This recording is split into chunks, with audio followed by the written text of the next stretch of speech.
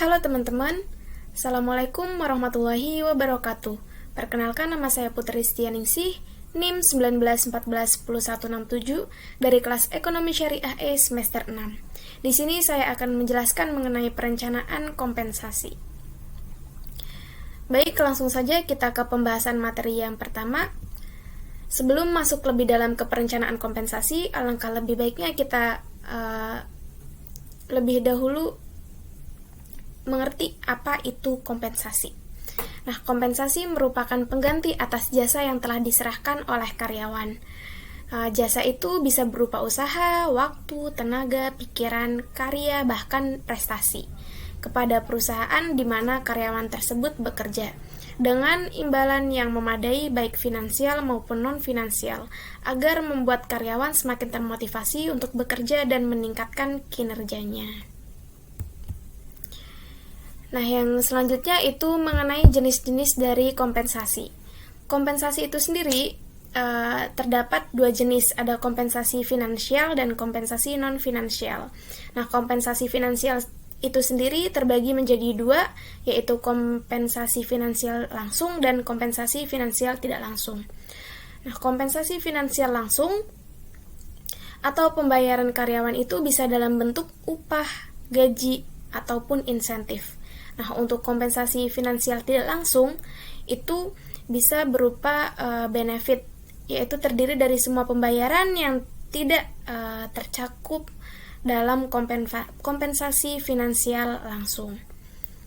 Nah, untuk kompensasi non-finansial itu merupakan suatu imbalan dalam bentuk kepuasan seseorang yang diperoleh dari pekerjaan tersebut atau dari lingkungan, baik secara psikologis ataupun fisik orang tersebut bekerja. Bisa berupa pujian, penghargaan, ataupun pengakuan. Nah, yang selanjutnya yaitu menurut Shimamura itu membagi kompensasi menjadi dua kategori, ada kompensasi intrinsik dan kompensasi ekstrinsik. Kompensasi intrinsik itu merupakan kompensasi yang bersifat non-finansial, di mana kompensasi tersebut melekat pada aktivitas itu sendiri, dan pemberiannya tidak tergantung pada kehadiran atau tindakan-tindakan dari orang lain atau hal-hal lainnya. Nah, untuk kompensasi ekstrinsik, itu merupakan kompensasi yang bersifat finansial, yang sering digunakan oleh organisasi dalam usaha untuk mempengaruhi perilaku dan kinerja anggotanya. Nah, pembahasannya selanjutnya mengenai tujuan dari kompensasi itu sendiri.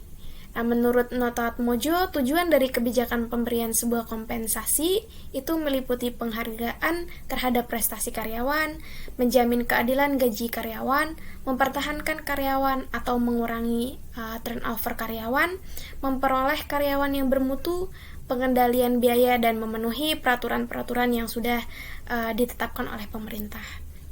Nah, tujuan kompensasi yang lain itu sebagai pengganti atas jerih payah yang telah dilakukan pekerja dalam memenuhi tuntutan pekerjaan yang diminta pemberi kerja.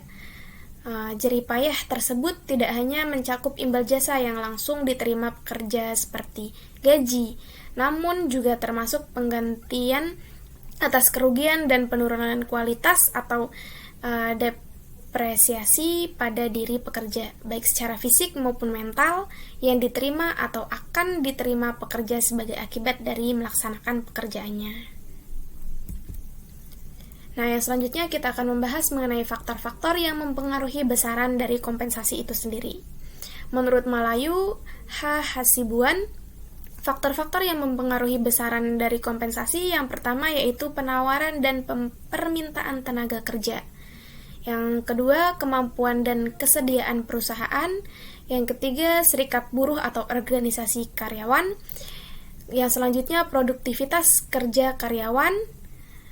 Yang selanjutnya, pemerintah dengan undang-undang dan Kepres. Jadi, pemerintah dengan undang-undang dan Kepres itu termasuk dari faktor-faktor yang mempengaruhi kompensasi, besaran kompensasi itu sendiri.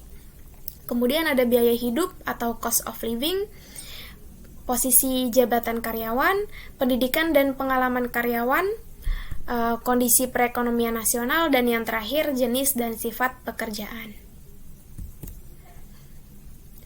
Mungkin cukup itu saja yang dapat saya jelaskan.